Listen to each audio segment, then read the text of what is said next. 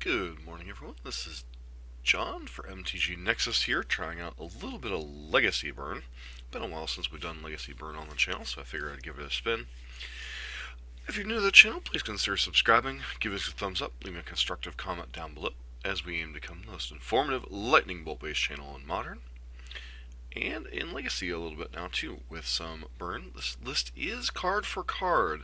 Andrea Mengucci's list from a recent channel Fireball video. Being as I hadn't stepped into the format recently, I figured I'd go with a list that I've had a chance to watch in action a little bit. And a lot of what he said with the list made sense. This was also based off of a list I believe that top for a Legacy GP recently. That said, let's hop in the list and then hop into some matches. So, list is fairly straightforward. Those of you that are familiar with Modern Burn, you've seen a lot of cards you recognize: Goblin Guide, Lightning Spike, or Lava Spike, Lightning Bolt, Monster, Swift Spear, Eidolon the Great Revel, Rift Bolt. These are cards we're all kind of used to seeing. Those of you specifically that watch my channel, probably fairly familiar with the card Exquisite Firecraft. It's not the most beneficent card in the world, but in a format full of dazes, forces, any type of counterspell you can think of, a lot more so than even Modern, where Force of Will is a format staple to kind of hold some of the more unfair decks in check. Exquisite Firecraft helps you punch through that extra bit of damage. As far as the differences between the formats, the main things are basically Chain Lightning, which is a sorcery speed lightning bolt with potential drawback if your opponent happens to have red. Price of Progress, one of the most powerful burn spells ever printed. This card can range from doing absolutely nothing to absolutely obliterating people that aren't playing around it or can't play around it. Basically, it deals 2 damage to each player for the number of non-basics they have. Since we're running 20 mountains, we feel no damage whatsoever. And then finally, 4 copies of Fire Blast. Fire Blast is a rather expensive card, but has the alternative cost of sacrifice 2 mountains. This is kind of Burn's finisher in the format. Enables a lot more turn 3 kills than was available otherwise in Modern. Sideboard, things like Leyline of the Void for the various graveyard decks. One of the decks that are faster than you are the Reanimator style decks. I think both blue-black Reanimators kind of faded in the background, but black-red Reanimator is still a thing from time to time, as well as decks like Dredge and other random graveyard value decks that can sometimes outvalue you. Alpine Moon, this is pretty much strictly here for the Dark Depths decks. Dark Depths is a deck that can easily combo on turn 2 or turn 3, and this deck, red doesn't typically have too many ways to deal with turn 3 or turn 2 2020 Maralesias other than trying to kill the opponent before then. That's not always possible. Dead Gone, much the same thing. Dead could obviously come in against Delver decks and such, but Gone is primarily here to help deal with a little bit of the Dark Depths issue. Smash to Smithereens, primarily for the various Chalice and Artifact based acceleration decks. Chalice obviously shuts you down pretty decently with 21 drop spells, so it's nice to have it out in those situations.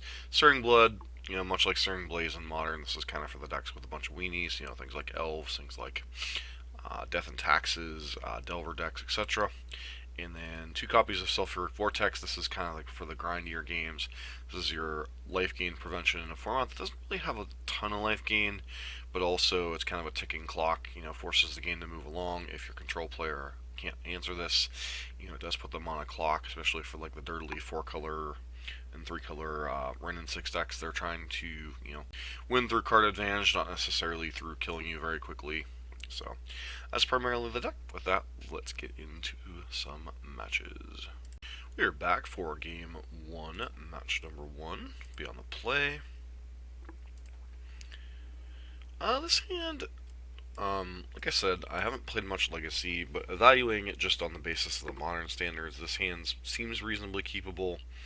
You've got a decent amount of burn spells here. Firecraft, this is against a blue deck. Maybe one mountain too many than you like, especially without Fire Blast, but I still think the hand's keepable.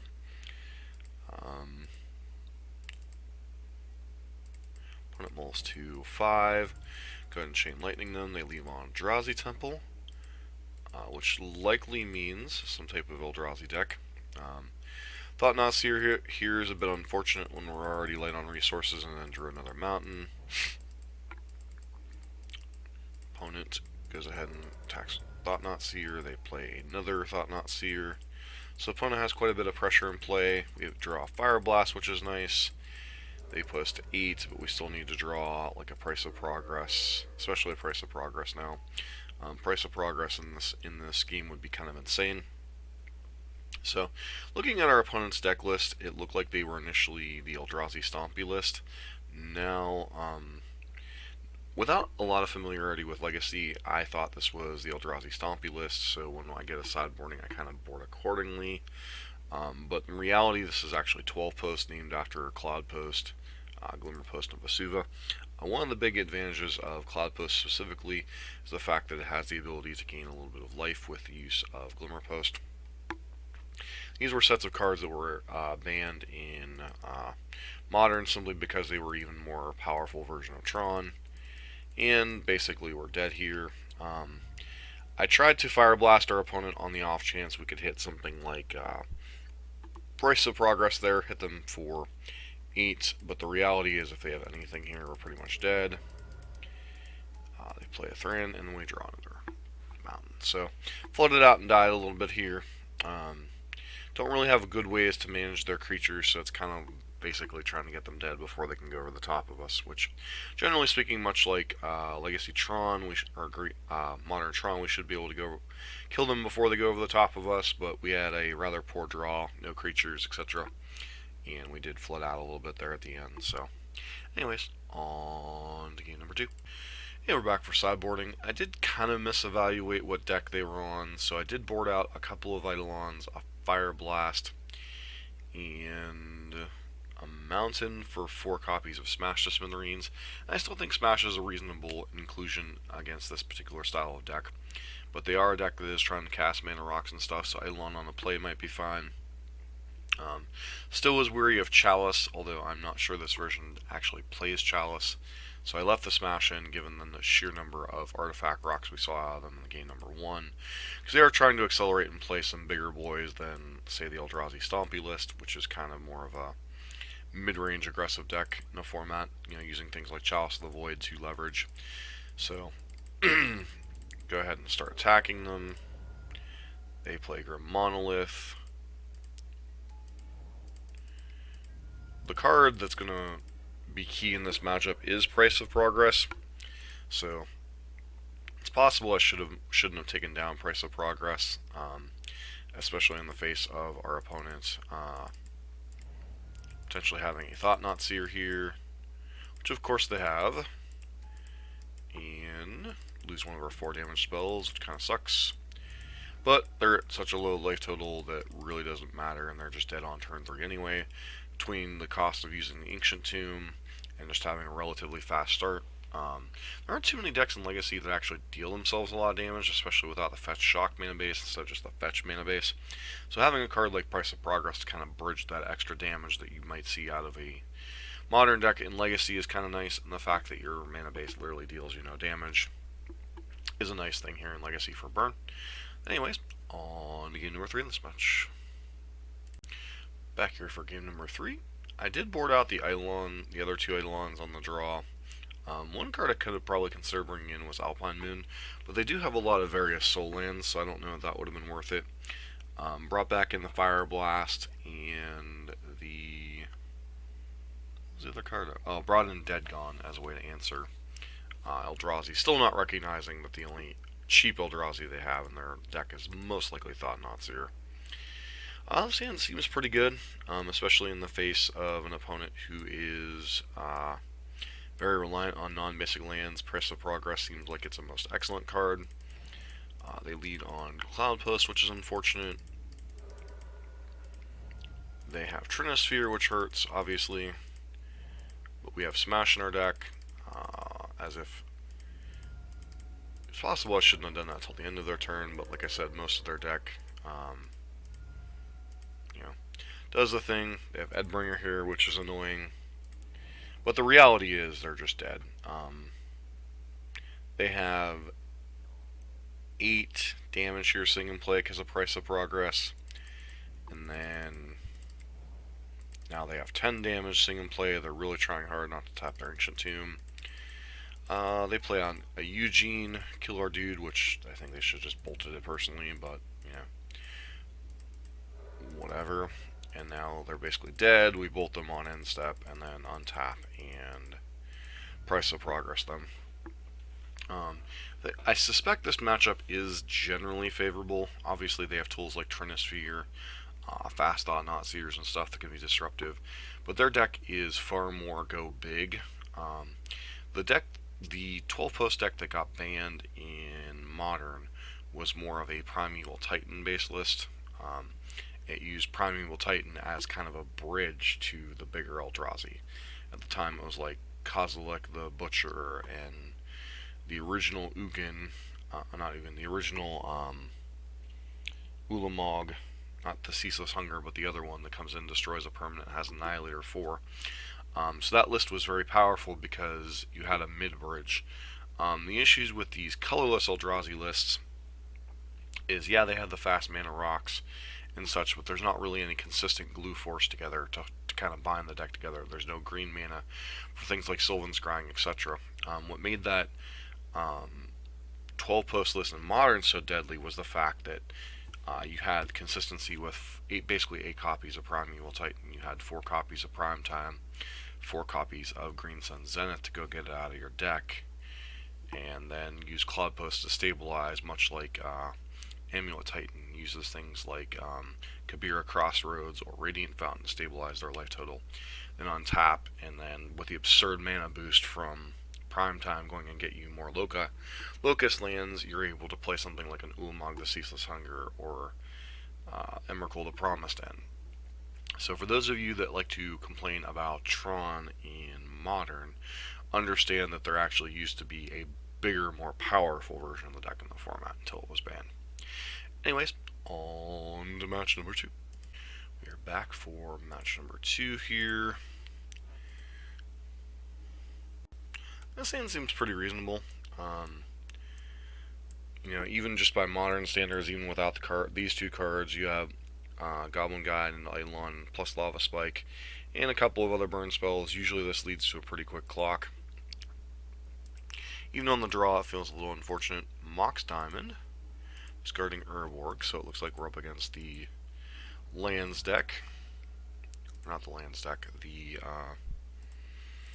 Turbo Depths deck. So, opponent did Thoughtseize themselves twice, but our price of progress is kind of a card right now, and it's basically a shock at the moment, which, if we'd drawn a mountain there, actually they would be dead. Go ahead and price of progress them, Fire Blast them, they're dead on 4. This hand obviously extremely awkward for them. They had the double Thoughtseize, but they didn't have the Dark Depths combo. The thing that kind of gives it away that it's Dark Depths is specifically the fact that they're only the 2 colors. Usually that's indicative of the Turbo Depths deck, as opposed to like a Loam-based mid-range strategy with like Knight of the Reliquary and such. Their deck does run quite a bit of basics, but price of progress is still pretty solid against them overall. And then Exquisite Firecraft, not the greatest. Gotta draw the 3rd land, but it's mainly in here as a kind of main deck way against the blue decks, but still would have been solid here to close out the game on turn number 4. On to sideboarding and game number 2. Back here for game number 2 and sideboarding. As far as sideboarding, I boarded out 3 copies of Exquisite Firecraft. This is kind of a speed matchup. Like I said, kind of in the deck tech. Turbo Depths is capable of creating a Marat Liege on turn 2 or turn 3, depending on Mox Diamond, etc. So it is kind of important to be as fast as possible. That said, I did bring in the 2 copies of Alpine Moon, which are specifically there for this deck, and also 1 copy of Dead Gone to try to be able to bounce the Marat Liege token, buy yourself enough time to kill them. Boarded out 3 Firecrafts. They're the most inefficient burn spell in the deck as far as mana cost and speed, so something to keep in mind.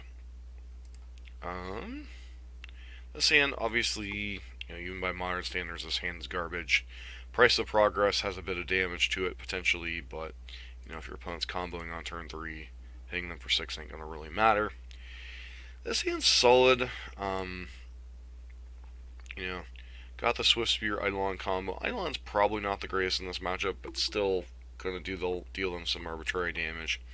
Price of Progress could potentially be awesome. Alpine Moon's a pretty solid card. Discard the Fire Blast, obviously, because it's the card we're the fastest from casting. They Thought Seize us. Take the Alpine Moon. Draw Lightning Bolts. Start Swizzle Spearing them. They have a rather fast Mox Diamond here. The Elvish Reclaimer is another way that they can activate to get Dark Depths. So it's a card that's unfortunately going to have to die here. Use Chain Lightning to kill it. Bolt their face. Damage that obviously could have gone to the face, which would have been nice. But they just have Dark Depths naturally and make a Merit Liege. And without drawing our 1 copy of Dead Gone and having a 3rd land in play, there's not really much we can do in the face of the indestructible flying 2020. So there are some matches in Legacy that are just about speed and burns fast, but there are combo decks that are faster. So anywho, on to game number 3. Back here for game 3 on the draw. Seeing hard to evaluate, not having enough experience with the Legacy format, but this hand seems solid just from the modern burn perspective. Eidolon, or Swift Spear and Eidolon, keeping in mind they do have hand disruption, so none of these cards are necessarily guaranteed to stick beyond the Eidolon itself. Get the Eidolon down, start pressuring their life total. They duress us, take Chain Lightning, which isn't particularly relevant to the gameplay we're trying to execute here. Okay. Plays Hex Mage, so basically they have a turn 2 2020, and without their 1 copy of Dead Gone, we're just kind of dead. So, they have multiple ways to trigger their combo. They have Thespian Stage plus Dark Depths. They have Vampire Hex Mage. They have Elvish Reclaimer to go find it. They have Crop Rotation to go find it. So, if you can't deal with a 2020, basically if you don't have white or black in your deck, so no Swords to Plowshares, no cards like Diabolic Edict or anything, Leona's Triumph, really hard to overcome a 2020, hence why Dead Gone's in the sideboard. And Alpine Moon's kind of a wing and a prayer, hope you have it, and hope they don't have an answer to it. So, unfortunately, that's a loss in this match, but on to match number 3. See if we can improve our luck. Alright, back here for match number 3. I'm going to play this time, which is pretty sweet. This hand's a mulligan, because we had 4 mountains and 3 spells. Keep this hand, kind of hope Price of Progress is good in this matchup. Suspend the Rift Bolt and pass. Opponent goes Volcanic Island into Brainstorm. Not quite sure what that signifies yet. Start lands into play. Our opponent ponders. At this point, it appears we're up against some style of combo deck, because they're not really playing to the board. Yep. It looks like we're up against probably Storm, but we're flooding out really badly, so it really doesn't matter. They do the combo thing. The Burning Wish indicates that they're Ad Nausem Tendrils. Or not Ad Nausem Tendrils. Yeah, Burning Wish goes and finds Tendrils of Agony to kill us. So the one thing about this style of deck is the way it's been rebuilt is they don't rely heavily on Past in Flames. The deck that we were up against, I'll pull up the deck list before game number 2, but their version doesn't rely on as many cards like Ad Nauseam, Dark Petition, or Past in Flames, but it does kind of rely on them finding a copy of Burning Wish. Anyways, on to game number 2. So we are back for a little bit of game number 2, but before getting to that, kind of showing what our opponent's deck, I guess they are technically Ad Nauseam Tendrils as an example. Depending upon the card Ad Nauseam, draw a bunch of cards. The other thing is they can Burning Wish for various things out of the sideboard, mainly Empty the Warrens, Tendrils of Agony, Dark Petition, go find their stuff, and then various answers and such they can find. notable big thing about this is they have Burning Wish in their deck, no copies of things like Past in Flames, so things like Leyline of the Void aren't as necessary against them. They do have one main deck copy of Defense Grid, which isn't terribly relevant, but beyond that, they're just a bunch of cantrips and discard spells, and all their combo-y goodness with, mana, cantrips, and their action cards like Burning Wish and Infernal Tutor, in addition to Ad Nauseam, and then use things like Mox Opal, Lotus Petal, Lion's Eye Diamond, Chrome Mox to kind of accelerate out their combo on their key turn. Usually killing with the Tendrils of Agony getting to 10, much simpler than in Modern where they need something like Grape Shot. And the alternative kill is usually things like Empty the Warrens, whenever you either can't get to that key thing or some reason your opponent has like a late line of Sanctity, which is kind of rare in Legacy. But Empty the Warrens is certainly a go-to plan in certain spots where you can't get quite enough Lethal Storm, but you need to put pressure on your opponent as quickly as possible. As far as sideboarding, really don't change anything. Outside of Leyline of the Void, there is no copies of Perun's Pyrostack Pillar in the sideboard, which would be, I think, the last time I played the Legacy video with Burn, that I think that card was in the sideboard. That card's kind of key in situations where it's kind of copies of Eidolons, potentially 5 through 8, except they can't be killed by creatures. They have to have a bounce spell, something like Chain of Vapor. So that's an interesting card that if you have Storm in your meta, that's a card you can consider to help try to improve the matchup. Keeping in mind, Storm can potentially go off on turn 2 and kill you before you can deploy it anyway. But that said, let's get into this. We're on the play. So this hand's a bit of a gamble just from the one land standpoint, but the fact that I see a bunch of 1-mana burn spells and a Swift Spear and, most importantly, an Eidolon, I snapkeep this hand. Maybe it wasn't the best decision in terms of strategic play, but it is the one card that we want. They can't dress it away, which is nice. Unlike Dark Depths, they can't really afford to play a copy of Thoughtseize in their deck, so because their life total is a resource with Ad Nauseam specifically. Got lucky, drew the second mountain, get the Eidolon down. Opponent's going to be hard pressed to kind of combo through that without some type of answer to it. We just pressure their life total. I did have the choice decision of either trying to Lava Spike them here to just decrease their life total for Ad Nauseam itself, or suspend the Rift Bolt and be as efficient as possible towards trying to kill them next turn. I choose to suspend the Rift Bolt, do the thing. We draw a Fire Blast, even add more insult to injury, and then they're just dead to the creatures.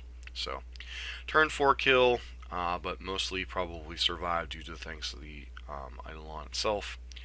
Cards they showed us, just a bunch of lands, so we didn't really learn a whole lot of information additionally if they boarded anything in. But, sometimes quick pressure backed up by a little bit of disruption in the form of Eidolons, enough to get there even in your bad matchups like Storm. On to game number 3. Back here for the third and final game here in match number 3. This hand's pretty solid. We don't have an Eidolon, but we do have quite a bit of pressure. This hand could potentially even be a turn 3 kill, depending on what our opponent does. Opponent plays their bad lands, we just Goblin Guide them. Opponent plays a Thoughtseize, takes a Goblin Guide. I do stand corrected, I guess they place some number of Thoughtseizes here. Go ahead and Chain Lightning them while they can't send it back. Continue to pressure our opponent. They decide that now's the time to go off. Infernal Tutor for Dark Ritual. They Dark Writ, Burning Wish. Go grab Empty the Warrens. They don't quite have enough Storm to kill us with Tendrils, so they just decide to make a bunch of Goblins here. Go ahead and spike them and bolt them. They duress us. So our opponent makes a curious decision here. So they only attack with 11 Gobos here. This is where they actually made a minor mistake. Because if I have a burn spell anyway, they're going to die. So they should have attacked with Gobbo number 12 here. because that would have put it at 10. We left them with 12 gobos in play. Next turn we were dead, but by attacking with one less goblin here, what they did is they bought us an extra turn, which considered we drew a mountain, turns out to be important here. Now, if they were to swing with everything,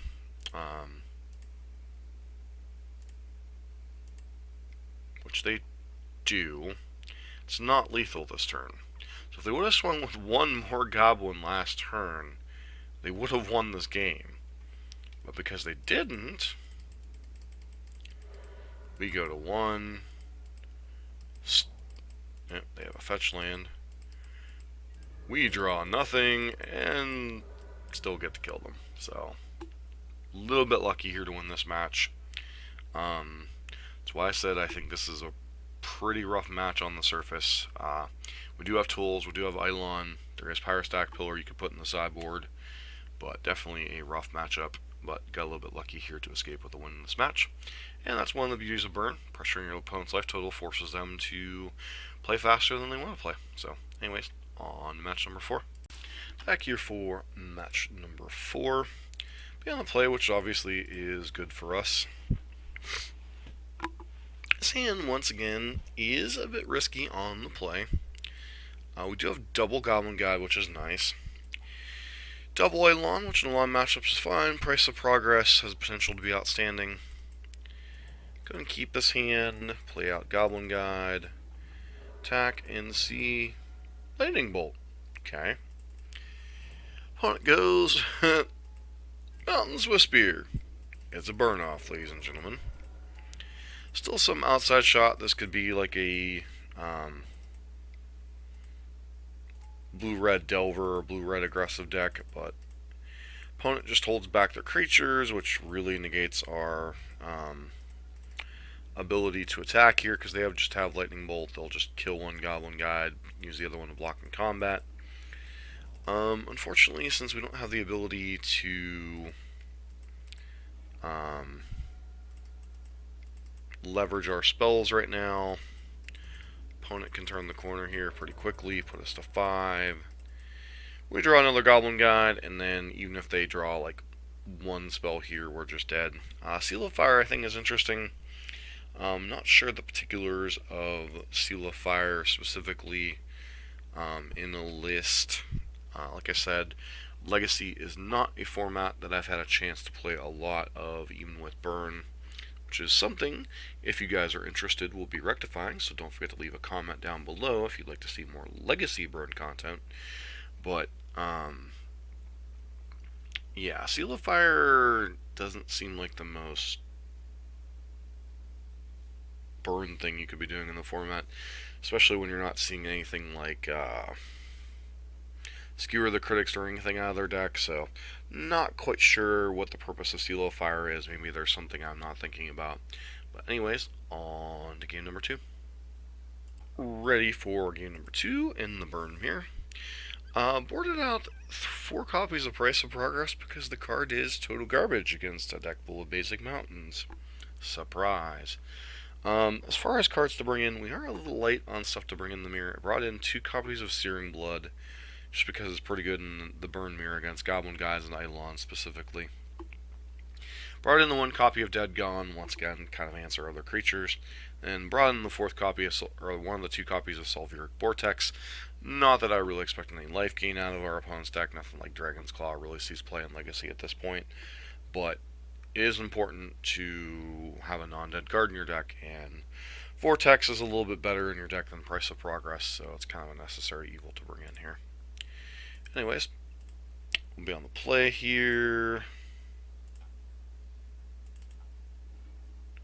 Hand is reasonable. Lightning Bolt into Eidolon seems pretty reasonable. Searing Blood, obviously a pseudo 2-for-1. Thought about bolting their face or chain lightning their face here. They just suspend the Rift Bolt. We send the Lightning Bolt upstairs. I could not run out the Eidolon here, but I think it gives them the opportunity to take back the initiative.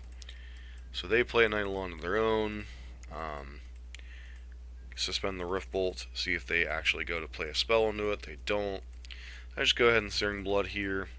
Opponent obviously could have bolted to negate that, but they're 2-for-1ing themselves and dealing damage to themselves, so I guess that's just not plain worth it. Interestingly, so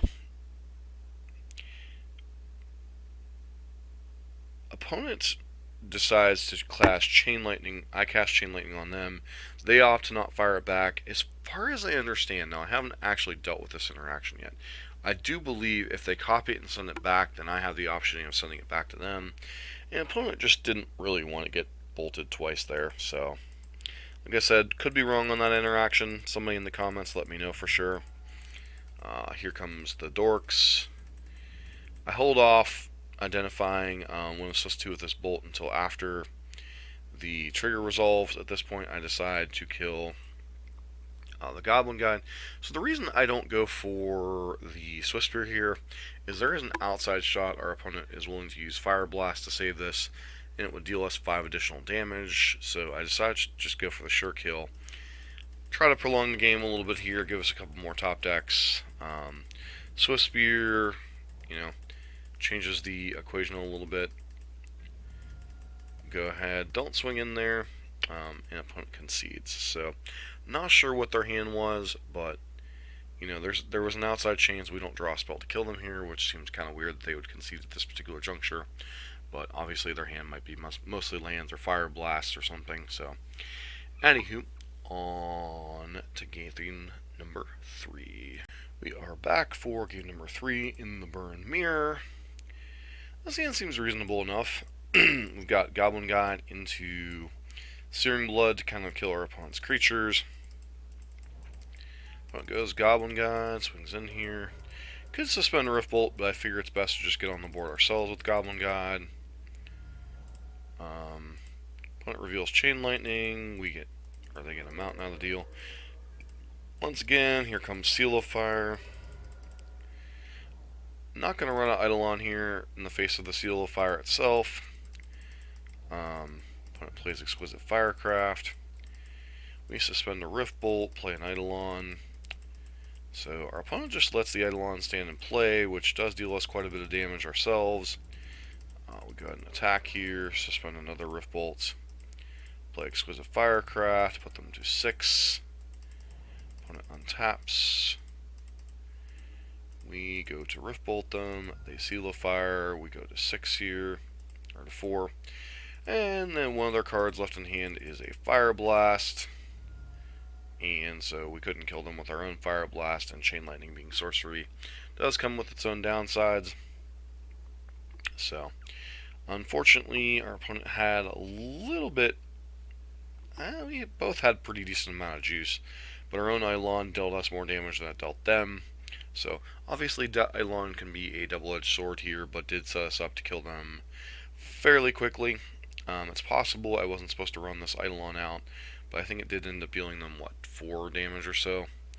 And then they just Seal of Fire at our face and kind of kill us there. So, Eidolon didn't end up being relevant against them, ended up being relevant working against us. So, and maybe that's one thing with Seal of Fire is you can kind of play it out in advance and decide where you want to target it later, even though it is basically a sorcery speed shock, which isn't great, but anyways, on to our 5th and final match, see if we can get that treasure chest and get a format point. We are back for the 5th and final round here. On the play here, which is tremendously important. This hand, once again, doesn't contain a 1-drop creature, but we do have a lot of good spells here. Price of Progress has the potential to either be outstanding or a bust. Fire Blast is a good finisher. Firecraft pretty good against for blue deck. A couple of Lightning Bolts otherwise. Go ahead and send the Spike upstairs. Opponent leads on Scalding Tarn. Suspend the Rift Bolt here.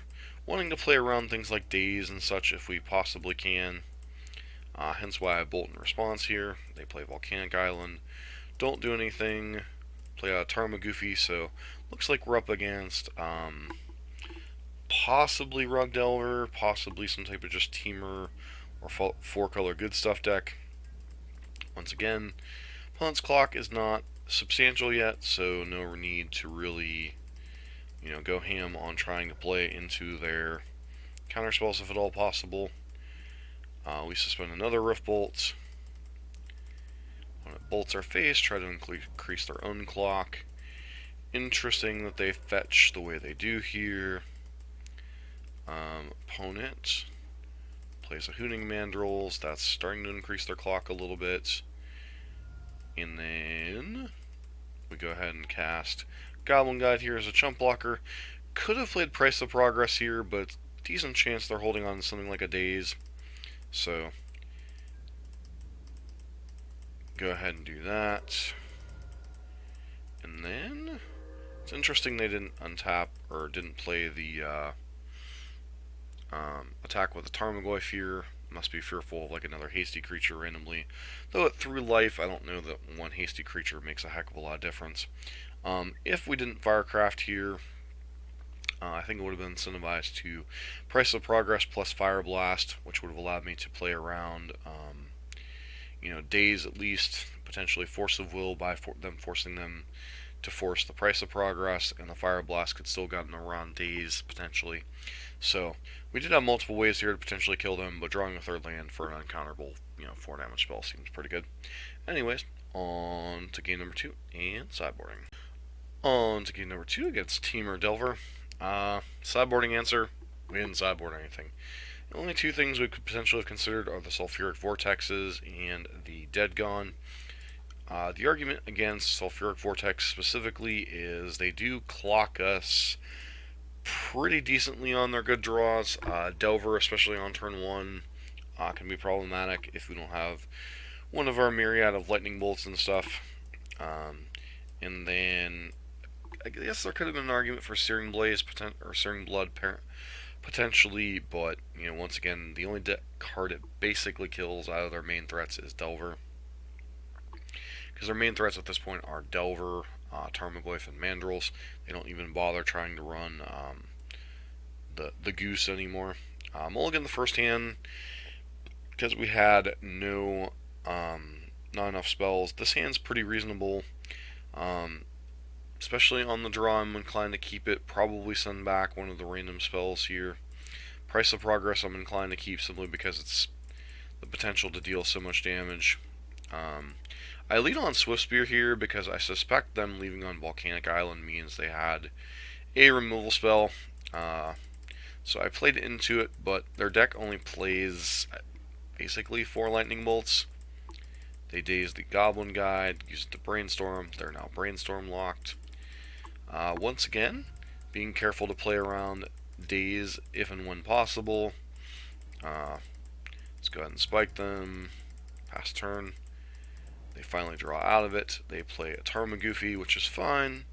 Tarmogoyf is a clock, to be respected, sure. Once again, not playing Price of Progress, playing around whatchamacallit if at all possible. They Force of Negation it, pitching a Stifle, which I'm guessing is still in their deck because they don't have enough cards to cut. They Ponder. They play a Delver. We play an Eidolon. They daze it. We go ahead and pay for it. Get this Eidolon down. They decide to Force of Will it, pitching a Daze, sure. Which is funny because I'm pretty sure I'd be pretty quickly incentivized to block with that Eidolon. So I didn't know that it really did a whole heck of a lot. Opponent, once again, we need a top deck here. We top deck Firecraft. There's an uncounterable spell, and then hopefully they don't have anything more than a Daze to protect them. Spell Pierce would have gotten us here. Another Force plus blue card would have gotten us here. But, just enough with the Fire Blast to kill them. So, a little bit lucky to close out the league 3-2, mainly on the back of our Storm opponent being conservative by 1 Goblin. Otherwise, we could have ended up 2-3.